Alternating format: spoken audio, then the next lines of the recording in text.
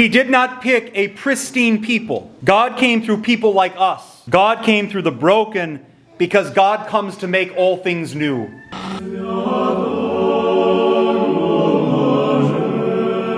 Week in and week out, the Lord speaks to us a holy and life-giving word.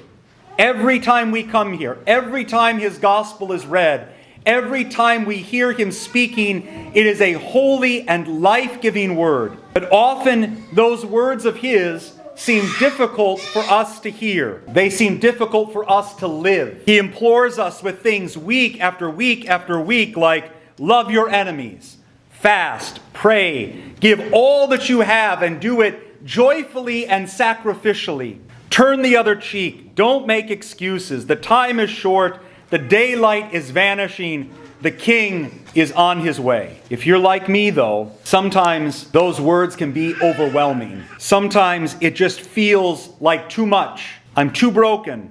I'm too twisted. I'm too much of my old self to do any of these things. But those are lies of Satan. And if we begin to hear those lies of Satan, then we miss today what our Lord says. Today, the Lord tells us with great precision that anyone can be in. Anyone can be in. In this genealogy, you have fornicators and adulterers and prostitutes. You have pious men and women, and you have men and women who have just about given up. You have faithful and devout servants of God, and you have people that have turned their back on God. But they all have one thing in common.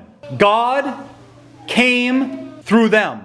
The Orthodox life, if you understand it, is not a life that is meant to crush you. It is a life that is meant to give you hope. Real hope. Hope that God will show us His will. Hope that we can actually change and become holy. Hope that God is merciful and long-suffering.